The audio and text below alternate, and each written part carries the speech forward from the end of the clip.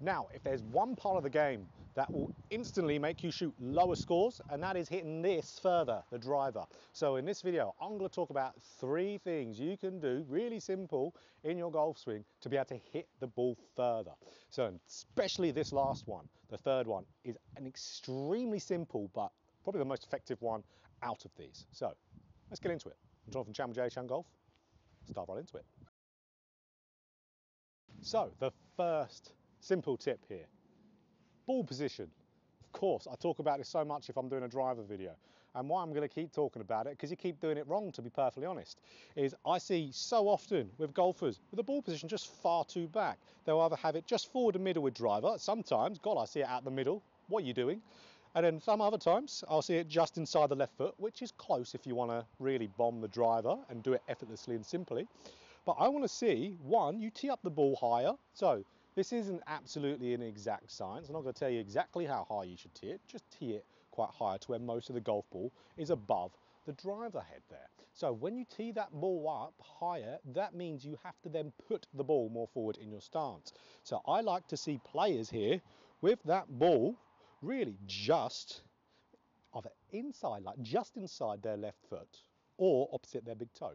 So when you do this, you're going to feel like you're massively behind the golf ball. So you can see my body is way behind the golf ball here, but that's good because now that's going to encourage my swing arc and my low point to be ascending through there. So my low point's going to be behind the ball. I'm going to be ascending up through it naturally. I'm not going to have to try all too hard with extending left side and side bending to be able to do that move. That's why so many of you just do not have the ball far enough forward. Little kind of procedure, drill thing that you could almost think about that I go through is I'll stand to the ball really with ball somewhere almost in between my 2 feet, maybe just opposite my big toe. Feet together, I would either do a tiny step with my left foot or not a step at all, but I do a big step with my right. And you can see there, that's how I can get my ball position and nail it every single time. Don't just stand up to the golf ball without even trying to do that. If you do this, it's going to lock down that variable every single time you step up to it, so make you, in essence, more consistent. So having that ball more forward, and also this combined with what I'm going to talk about on the third one, is huge for hitting the ball really, really far. And that third one is more simple than what I'm talking about here, just bring the ball more forward. Crazy. So let me hit a ball here, and I'm going to be hitting a little bit more on the up without trying, which is going to mean the ball's going to be launched higher, it's going to be going further simply as well. So let's do one. So the second simple tip here to hit the golf ball further will certainly do that for you, and that is gaining more hip turn in the backswing. So a lot of you out there have relegated yourself to a player that just can't get turned because you don't believe you can through flexibility or mobility. But that's because you're just trying to turn with the shoulders there. So that's where we need to be a little bit careful when we watch the top players in the world swing a golf club, especially if it's players from 10 years ago or so. You'll see all of them having maybe a little bit of a resisted turn in there, to where they'll be really having quite a static footwork movement. They might be keeping that left heel down on the ground, but for them, they can still get a big turn. Why that is? Because they're top athletes. I would more encourage you to swing like they did back in Jack Nicklaus. Saying that, there he is, Jack Nicklaus. He is right here. And what you can see with Jack Nicklaus, you can see that he has got a lot of turn. But what is he doing here? He has lifted up the left heel. So you've got that left heel up, which will give you more range of motion of that hips. You can see, as he's doing that, that's moving the left knee a little bit behind the golf ball, which a lot of you will be thinking, that's wrong, that's collapsing the left knee. But it's not. Collapsing the left knee is more that knee moving laterally. He is not moving the knee laterally, he is turning freely with his hips, letting that left heel unweight, and just because of his turn of the hips, that knee's pointing inwards. It's a thought I used to have with my coach back in the day of getting more hip turn. So let those hips turn nicely, because if you can do this, you'll get more total turn of your shoulders as well, because the more turn we get, the more that club and handle is going to travel, which means it's going to gain more momentum in the downswing, pick up more speed effortlessly. We love that term on YouTube, effortless. So let me hit one, then we're going to get into a drill.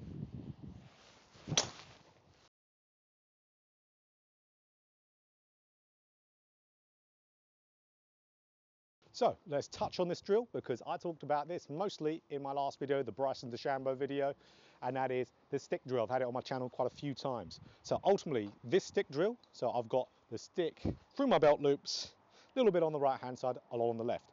We can now physically see what our hip turn is doing. So if we're just trying to turn mostly with our shoulders, we're going to notice the stick won't turn all too much. But then if we try to turn more of the hips, the stick is going to start to travel closer to the golf ball. So we want this ultimately traveling about halfway to the golf ball. So that's going to give us more turn. Now, I would let the movement happen of your lower body happen when you do this. Don't try to restrict any movement. Don't try to calm anything down. If your left heel starts to raise up, if I move my club out of the way, it'll be fine.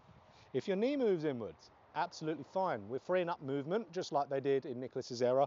We're not taking it away. We see more modern players now do this more and more, because as you know, the golf, well, this channel anyway, I'm not a fan of style over substance, which keeping the left heel down and not turning the hips was that it was stability.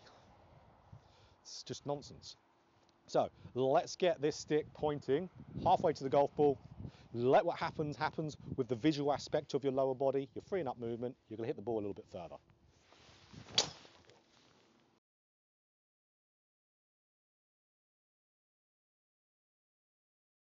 So this third tip here, the one that I said that you kind of stick around for the beginning of the video and on the first bit, this really is the most simple but effective one in the whole video. And this is about your intent. So it's ultimately actually not something in the golf swing. It's your intent that you're putting behind the golf shot. I guess it is slightly in the golf swing because you're having to do it at a specific part. Now that is where you're applying the speed, or where you're trying to apply the speed into a shot. Now we know when a lot of players are trying to hit the ball really a little bit further, their intent in where they're putting the speed will be in transition. So that's where a lot of players will then be pulling down hard and they'll be steepening the shaft, or they'll just get very out of sequence. By the time they get to the golf ball, their speed is gone. It's happened all here. So they're not generating and applying that speed at the right time. This is where this is just so simple, guys, here.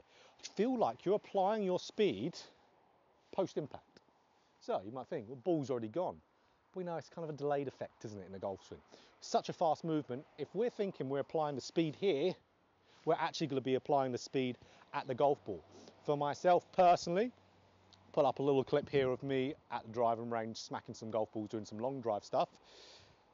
That changed my ball speed massively, absolutely massively. Even to a point, I had almost, it was like a mini kind of eureka moment when I was hitting balls there, because all I'm doing on the range is trying to hit the ball as hard as I can, kind of like that, you know, jumping out my shoes type of thing to build up my club head speed and my ball speed, of course. But then I was doing a few swings and I was thinking, right, let's really try and feel like I'm fast here. But then I kind of evolved it even more. I thought, okay, well, we see all the long drive pros do. We all see them recoil, don't we? We see them get up to the top of the swing and then recoil the club off their shoulders. I went and tried to do that. And what I saw straight away, ball speed jumped up. I jumped up by quite a bit as well, jumped up by about 5 miles an hour. That's a good jump up. But what that does is me trying to feel that recoil of that club, kind of almost flinging off my back in my finish.